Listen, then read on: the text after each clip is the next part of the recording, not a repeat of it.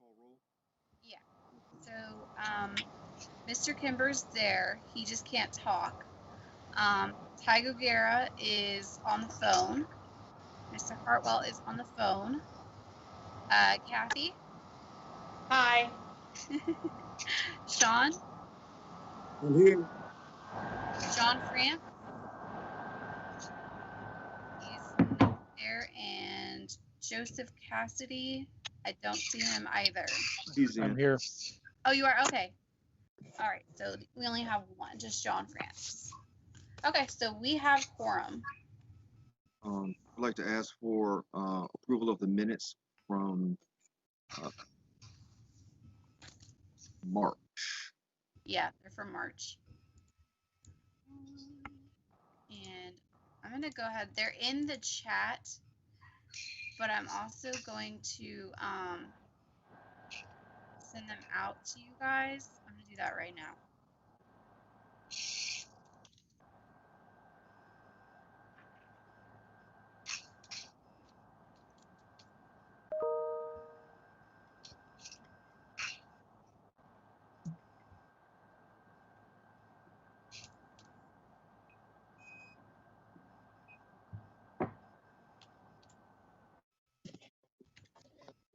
Did everybody receive the minutes?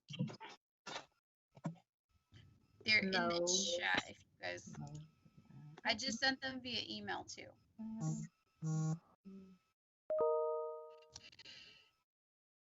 That way, for ones that aren't very tech savvy or unfamiliar with Teams, they can access.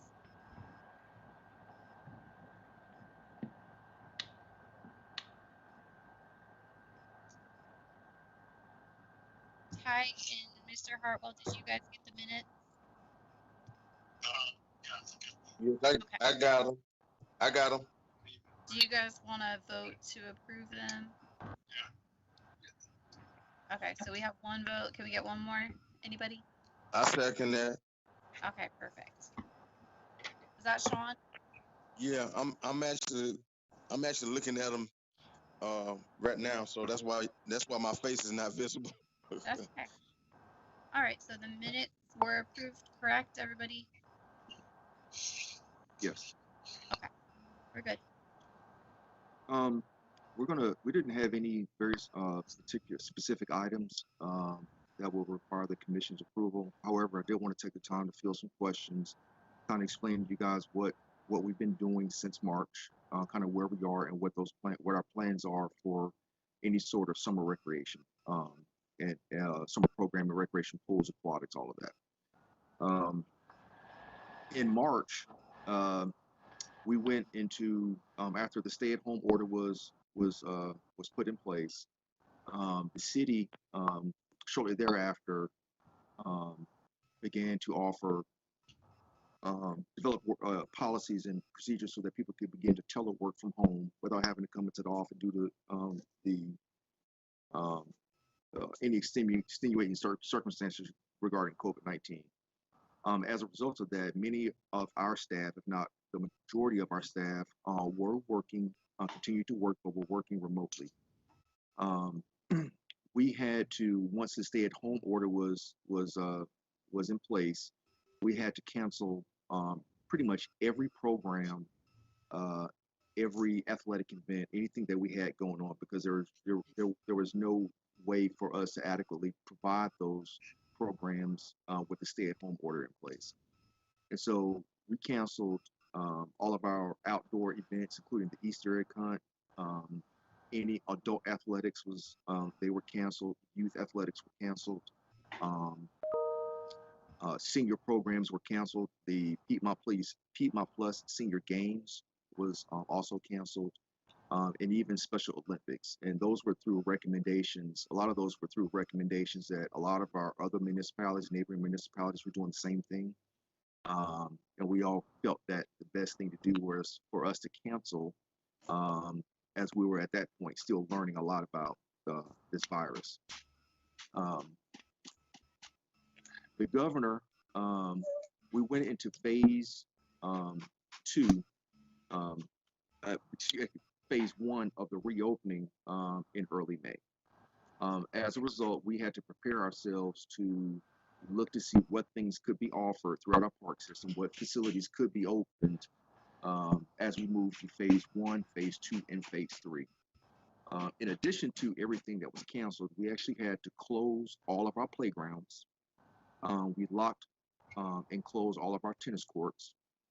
We also um, our greenways and trails remained open, but the restrooms at all of our park facilities were closed.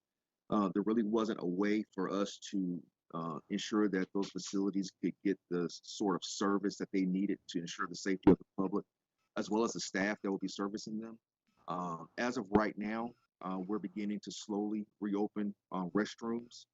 Um, Towards phase one is scheduled to end on June 26th.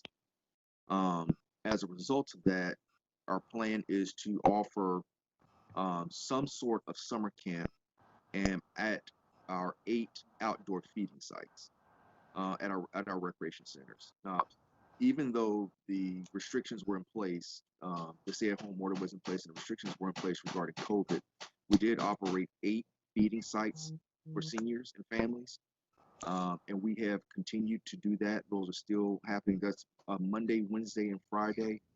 Um, and we will continue to do that at those locations.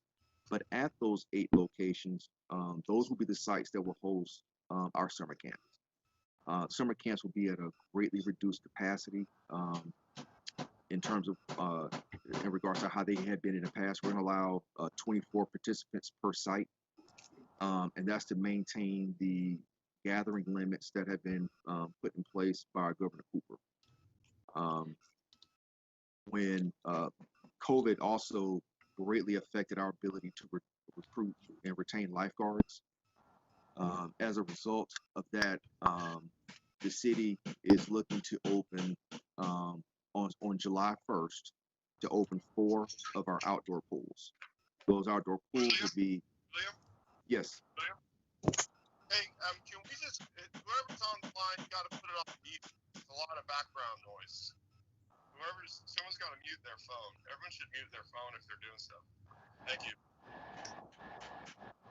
okay, hold on.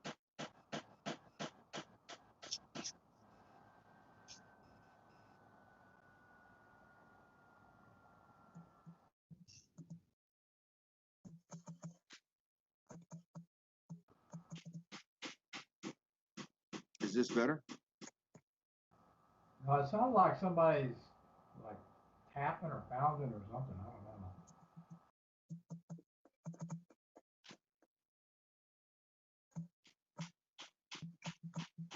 Oh, you mean that noise? Yeah. Yeah, okay. That's that's uh that's me. Hold on one second.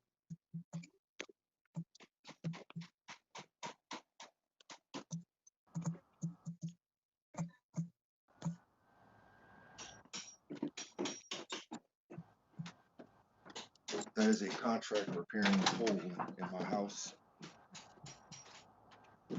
There we go.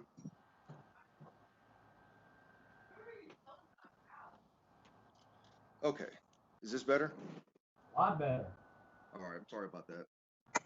The as I was mentioning, the uh, COVID drastically impaired our ability to recruit lifeguards, given that the majority of our lifeguards that we recruit are from high schools. When schools shut down, we were not able to kind of get inside those facilities and recruit lifeguards. So our plan is on July 1, staff has developed a plan to open all of our, now all, open up 4 of our outdoor pool sites. Those pool sites will be Parkland, Polo, Bolton, and Kimberly. In addition to that, we'll be looking to open up some of our splash pads as well, to supplement those areas of the city that where we won't have pools opening. We just did not have the capacity didn't have enough lifeguards to open up everything. And so that is the plan for us currently.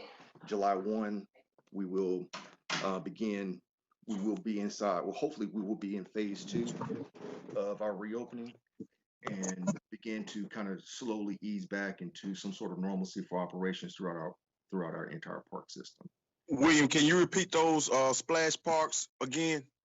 The pools that will open will be Kimberly Park, Bolton, Parkland, and Polo.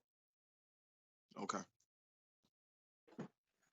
If we do end up getting the capacity to open an additional pool, it will be our hopes to possibly open a 5th pool at Long Creek. But we just don't have enough lifeguards on staff to operate all of our pools like we typically would do during a normal summer season. Now, even though we're opening those pool locations, the capacity for each pool will be greatly reduced. For instance, the reason why the pools that were chosen, there are certain deck requirements in terms of social distancing that we have to maintain. And so the pool locations that were chosen have enough deck space so that we can allow people to kind of come in and while they're practicing responsible social distancing. So Polo, there's a lot of deck space. Bolton, there's a lot of deck space. Parkland, that particular facility has been closed for the past 2 years because it's been undergoing renovations. Those renovations are complete, and so that's one that we're planning on opening. And Kimberly Park is another pool that also has a tremendous amount of deck space. And we feel comfortable that we can staff those facilities while maintaining social distancing. There will be a lot of additional protocols that we'll have in place, such as temperature checks as people enter and exit the facility. And that's not just for those people who are coming into our facilities to use them, but it's also for the safety of those staff that are coming to work. And so there will be temperature checks at each site that also will be in place at our summer camp locations. And they're almost like a wellness check.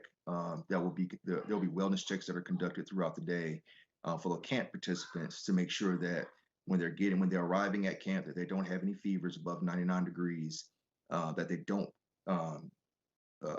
catch a fever or become ill while they're at the camp, but also the temperatures will be checked on the way out of the door. That's where we are right now. And a lot of other municipalities around us are doing some very similar things. All of our large gathering outdoor events throughout the summer have been canceled, including Rock Out at the Quarry.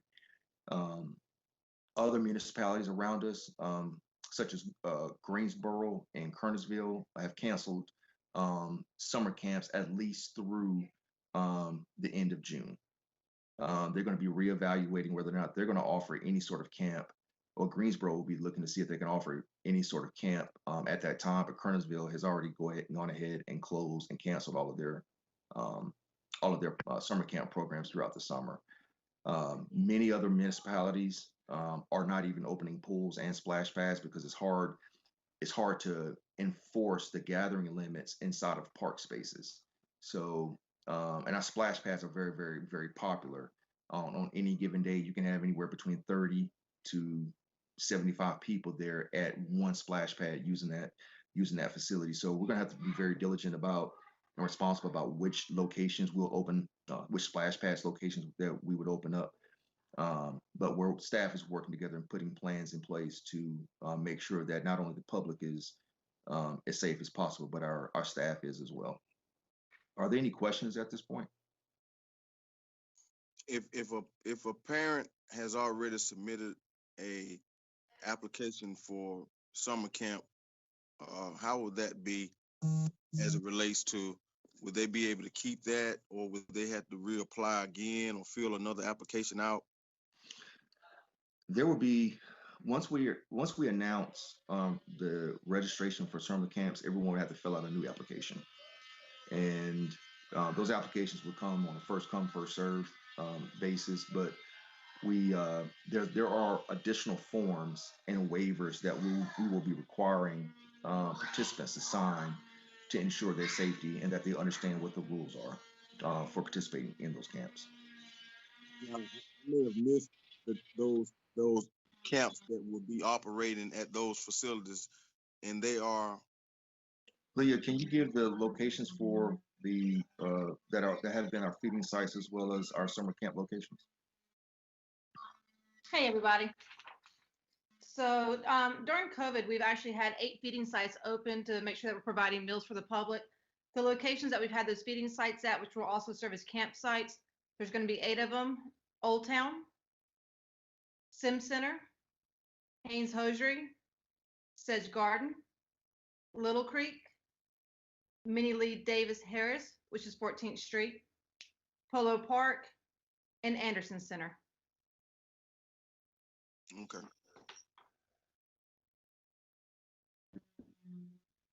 Does anyone else have any more questions about any of the information I provided up to this point? We're still in a learning stage in terms of how this virus is going to affect us long term. We do feel confident that at maybe in the fall or August, September, or somewhere in that time frame, that we should be able to get back to offering programs, having our recreation centers open. But through at least phase 2, our recreation centers, our plan is to keep those facilities closed. And so the only recreation centers that will be open will be those locations where we have the summer camps. In addition to that, I know that many of you are aware and have been reading stories in the paper or hearing about them on the news, where the distance learning program that the school system offered, there were many students who were not participating or did not log in one time to participate in those in that distance learning. I've reached out to the school system, and we're currently working with them to possibly use our other remaining recreation centers as distance learning sites to allow some of these kids to kind of come in and get caught up and get prepared for the upcoming school season. Where that plan is still in the works. I know the school system is doing some other things as well, but we are trying to work with our other community partners to ensure that we're doing the best that we can to ensure that our kids and our young folk are ready for school next year. Joe had a question about the bathrooms and the locker rooms. He asked if they were large enough to permit social distancing. At our swimming pool locations? I think so, yeah. Yes, they are. There will be certain precautions that are taken there inside the bathhouses and the restrooms at our 4 outdoor pools that we plan on opening to ensure that people are practicing responsible social distancing.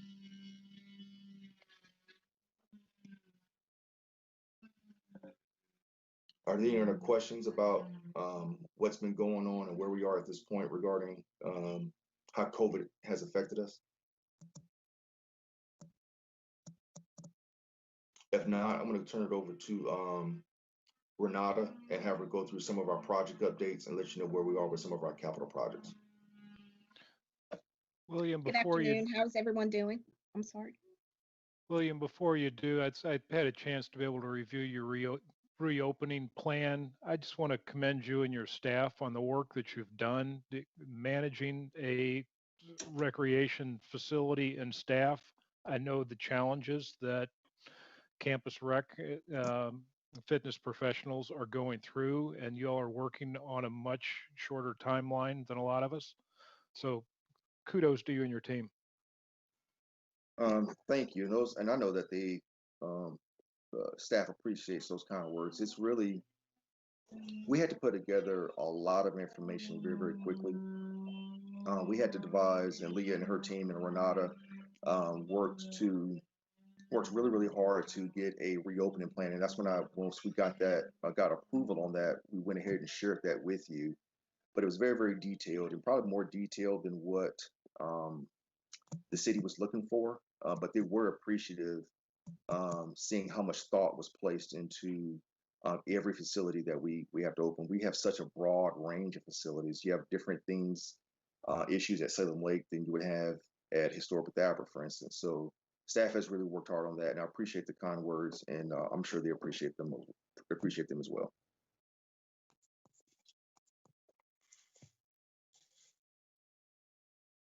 Okay. So good afternoon, everyone. Just a brief update in regards to where we are with park projects. Just some good news on the horizon. Basically, have gotten word and spoken with contractor today. Hobby Park, we're looking to have that completed by at least July 1st, as well as have gotten off the phone and hoping to have completed also by July 1st the Sprague 14th Street and our Greenway playground installations. So those are projects that we hope to have finished soon. Currently, at this time, we still have projects that are still in the design phase, which is still quite a few of them that we're hoping that we will move into construction phase within September, somewhere between September and Octoberish. Many of those will be additional playgrounds that we will be installing, as well as we're hoping to move forward with the renovations at W.R. Anderson, and hopefully, as we move forward, renovations at Carl Russell and other facilities. As Director Royston has said, we have been working diligently. Currently, right now, a lot of the staff, we're in the process of in our reopening phases, currently trying to, which is a challenge for us, but we're working through it, is actually sanitizing all the playgrounds that are out there before reopening. So we're looking at sanitizing at least almost 50 playgrounds before we open them back up.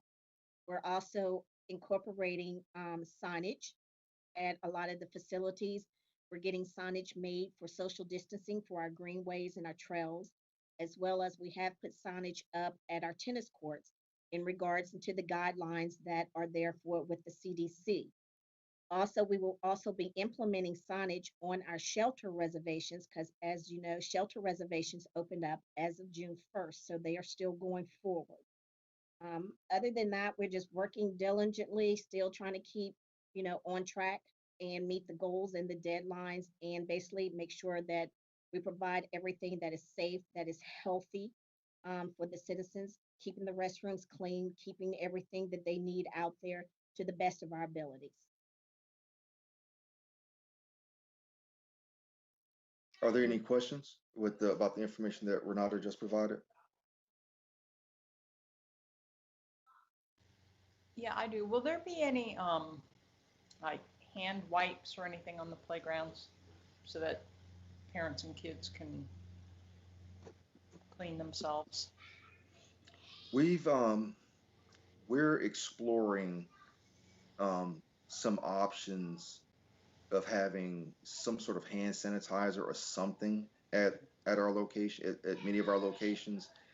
Finding a way to do it where those stations aren't getting vandalized is the trick. Um, Right. but it is something that we are looking to do, and it's something that we will have in place at our camp locations and at our swimming pool sites. But at all of our other locations throughout the park system, once those playgrounds open towards the end of phase two, um, we'll look to see what we can do or see what type of cleaning or disinfecting options we can institute to make sure those facilities are as safe as possible. Any other questions? No problem, Kathy. Leah, you want to go into some additional details about camp and what the plans are, and also talk about some of the virtual programming pieces that we've done since the shelter in place was instituted by Governor Cooper? Hi, everybody. So, a couple of things that we've been doing since we've been in the stay-at-home order is we have opened up 8 of our locations to be feeding sites in the evenings. And what we've been doing on Monday, Wednesdays, and Fridays from 5 p.m. to 7 p.m. is we have staff at those locations, the 8 sites that I said earlier that will also be summer camp locations. And what we're doing at those locations is we're inviting the community to come in so if there's a need for food. And what we're doing is on Mondays, we're making sure that we're providing a dinner and a breakfast option for Monday and Tuesday. And then families can come on Wednesday to pick up an option for Wednesday and Thursday. And then they'll come on Friday to get food for Friday, Saturday, Sunday, and Monday breakfast. So over the past, I guess it's been about 8 to 10 weeks, we had to send some numbers in. We've been working with Second Harvest Food Bank and Providence. We have served over 38,000 meals to the community. So very proud of that. We've had staff out there.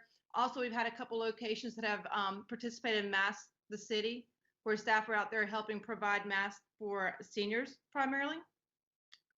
Also, if you go to our website, if you've had opportunity to go to our website lately, you'll see on there that we have an icon on there that says Virtual Recreation Center.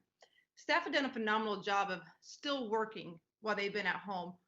We know that recreation is very important to the community. It is how people stay, it's how we alleviate our stress. It's how we kind of take care of our bodies and our mind. So staff have acknowledged this, and they've done a great job of providing kind of out-of-the-box thinking for recreation programs. So I encourage you to go visit the website. And like I said, there's a little link on the top that says Virtual Recreation Centers. Staff have done a great job with that. They've also been playing around with the idea of doing virtual summer camps. As William was talking, a lot of our locations or our surrounding cities aren't offering summer camps this year, not the one-on-one anyways, where the contact is. So, still looking for those options of how do we keep our community engaged. A lot of people are doing virtual camps. So we're actually going to play around that a little bit as well this summer so that we're not just stopping the virtual recreation that we're offering so that citizens still have opportunities to do things if they're not able to make it out to camp. So summer camp, as William said, we're going to do it at 8 locations. It's going to be very different than what we're used to this year. Health and safety is definitely a priority for citizens, staff, our campers. We want to make sure that we're doing things right. So in the past, we've had summer camps of 40 kids at each location. To make sure that we're adhering to social distancing and the appropriate group numbers, we're actually going to reduce that number down to 24 at each location. Along with that, we're looking at changing the way that we're providing our activities.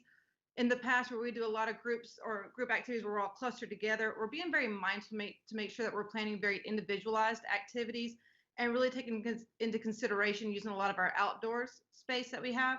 So for example, Sedge Garden is going to be a campsite. Phenomenal site. They have a walking track, baseball diamond, picnic shelter, volleyball course. They have a lot of open space so that kids don't feel like they're kind of clustered into this room where they can't get up and move around a whole lot. We're looking at kind of switching the way that we've done camp in the past and making sure that we're using a little bit more outdoors. So I expect to see a whole lot more of nature programs happening with this, which is great because kids need to be outside and playing anyways. Registration, we're still working on, we got to iron out the kinks of how we want registration to work because we know that we have reduced numbers for summer camp. We definitely know there's a need for it. So we are looking at doing registration 2 weeks prior to the first date of summer camp, which would be July 6th, would be the first date. It's going to run 6 weeks. So we're looking around June 20th for registration to begin. We're playing with 2 options. We're looking at an online option, but then we're also looking at an in-person option, figuring out how to social distance people, making sure they have all that information prior to the date that registration starts. Do you guys have any questions about any of that information? Summer camps?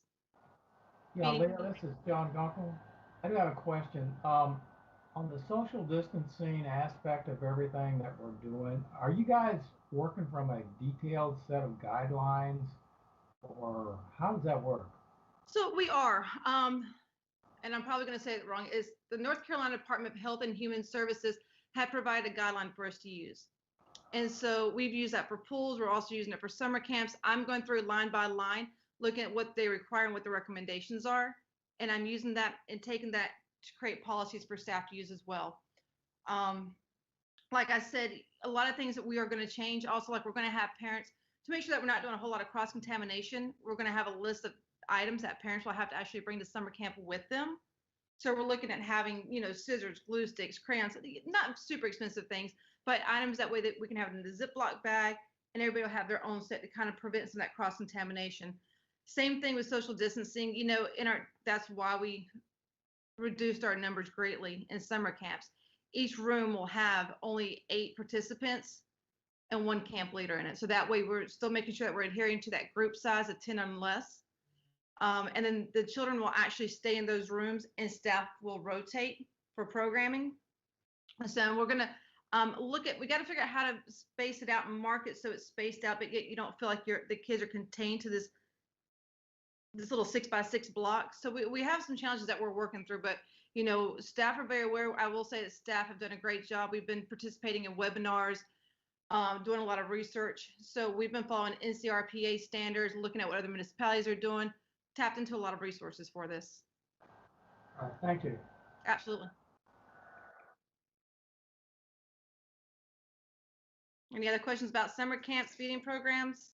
Leah, can you mention the other supplement that we're doing, um, the pop-up recreation kind of day camps at various parks as well? Yeah, so we proposed it. We just got to figure out how we want to manage it. We're looking at doing, because in some regards we do have a social obligation to provide recreation opportunities for our community. Want to make sure that we're doing that in the best way possible. Also acknowledging the fact that we've reduced our numbers in summer camps. Looking at doing like kind of like pop-up recreation at some of our picnic shelters that have the amenities that we need with it, that would have water fountains and bathrooms.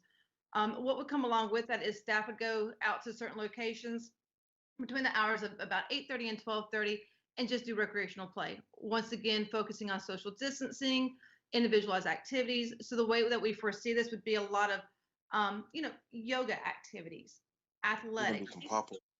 They're talking about doing pop-up locations Yeah. in addition to summer camps. Yes. Yes. So pop-up locations, Leah, you don't know how many pop-up locations that may consist of. It may just be just a few or what. So we're working on that. I provided William with a list of locations that we think are ideal. Some of the challenges that we also have, as William was talking about, the challenges that we've had recruiting lifeguards, we've actually also had that same challenge recruiting playfield leaders. As soon as COVID hit, we had the positions out. We had people applying. As soon as COVID hit, you could tell people just stopped. We are lucky that we have some former employees that were on payroll with us that we're going to be able to use. But this year, based on the numbers that we have for playfield leaders, we only have 15 that we are eligible to hire. So we got to look at our brick and mortar locations first. So we got to make sure that we have those 8 summer camps staffed first, and then after that, we're going to look at our other staff to see what locations we can do with pop-up parks. So those are kind of still in the midst of being developed, but once we have that information, we'll let you guys know about it. Okay. And what we were doing with that, we were also looking at locations that aren't tied in close to a rec center. I mean, we want to make sure that we're spreading out opportunities across Winston. So where we have Little Creek, for example, we wouldn't do a pop-up park there because we already have a camp. We look at more focusing on maybe Miller Park, or we're looking at locations that we don't have other activities associated with them. It's been very, very difficult, and it's something that have not only have we looked at, but other municipalities as well, is making sure that whatever we're doing is as equitable as possible. And it's very difficult to do because a lot of the decisions that we're making are based on safety of participants and staff, but we are trying to look at we are working towards actually spreading some of these recreational opportunities around the city to make sure that we can reach as many people as possible.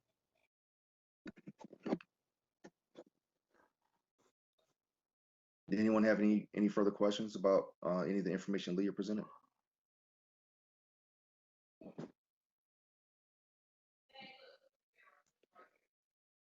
Okay, I'm gonna I know that we're gonna have to I would like to continue these the virtual commission meeting. I know that this was our first one since the pandemic broke. We'd like to continue these until we're at least out of phase 3, which will probably take us into August.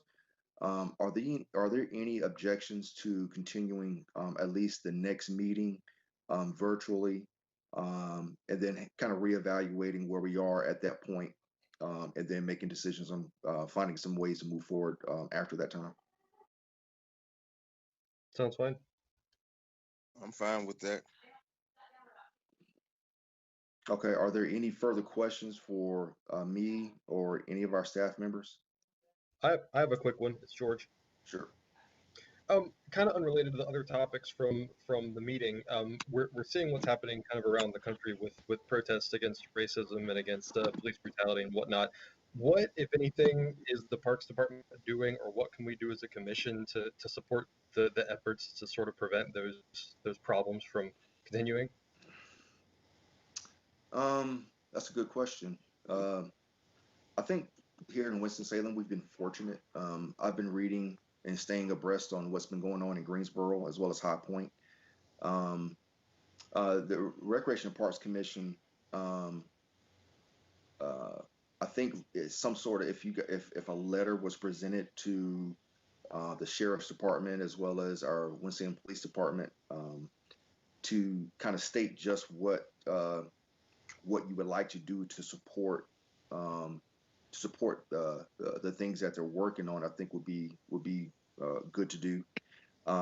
We haven't been directly, it hasn't affected us directly as a department yet.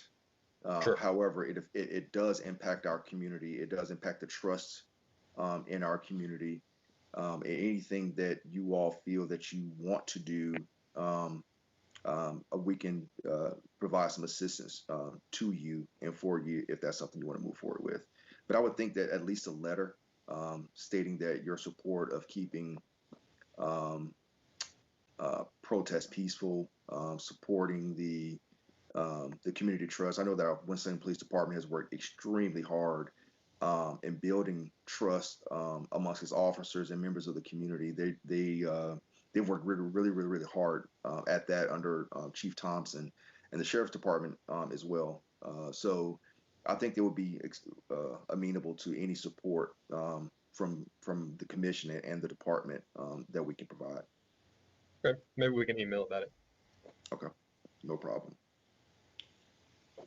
Felicia, do you have any updates that you would like to share with the commission before our next meeting?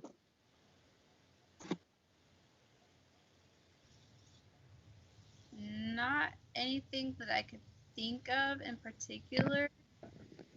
I think you guys covered most of it about like the social distancing. But we are going to have to elect officers. Oh, yes, that's right. I'm still waiting to hear back from Linda Jackson Barnes. Mr. Kimber's term was technically up in May, but given COVID and that situation, we're going to see if he can continue on, but maybe just reelect a new officer. Do you guys want to do that at the July meeting? Are we going to have a July meeting, William? I would think that we have a July meeting. I need to look at the dates because I want to make sure it doesn't impact anyone's travel plans if anyone plans on traveling during that time. It would be July 7th, would be the first Tuesday. Okay. I think we should. It would be my recommendation that we have that meeting on July 7th. Okay. Are you guys all good with that? Yes. Sure. Okay. All right. So do you guys want to look to elect him in July? A new chair? Yes. We'll do it towards the conclusion of the next meeting. Okay. I'd just like to let you all know that, and I know that someone earlier mentioned this as well, but staff has worked, even though a lot of us and a lot of staff were not in the office every day and our work schedules became a little indifferent than how they would normally be. Rest assured knowing that our staff has been working very hard behind the scenes to at least to get through this COVID-19 scare. I know that Renata, I have to tip my hat to her because her and her staff have worked really hard. Even when the majority of our maintenance staff were at home, she pulled together a crew of 10 to 11 people, and they basically spent all day long just going around parks and emptying trash. We did find that once the stay-at-home order was put in place, that a lot of people were out using our parks. They weren't using the playgrounds, but they were out in our parks, just getting outdoors, just trying to find something to do. Leah and her staff have been working very hard to get some sort of virtual programming going, trying to figure out what they can do. Staff has remained anxious and eager to get back to work because they really do love their job and really love providing those services to our citizens. So I have to tip my hat to them. They have worked extremely hard in trying to keep us afloat and keep things going And although we aren't completely through this yet, we do see the light at the end of the tunnel.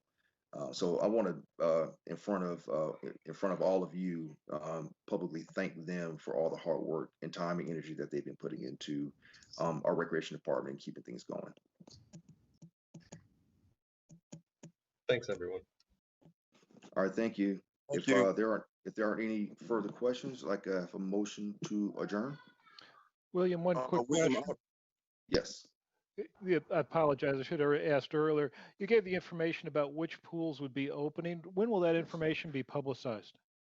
Very, very soon. We'll be looking. We did a press release. A press release went out last Friday. We'll be doing an additional press release as we get closer to those pools opening.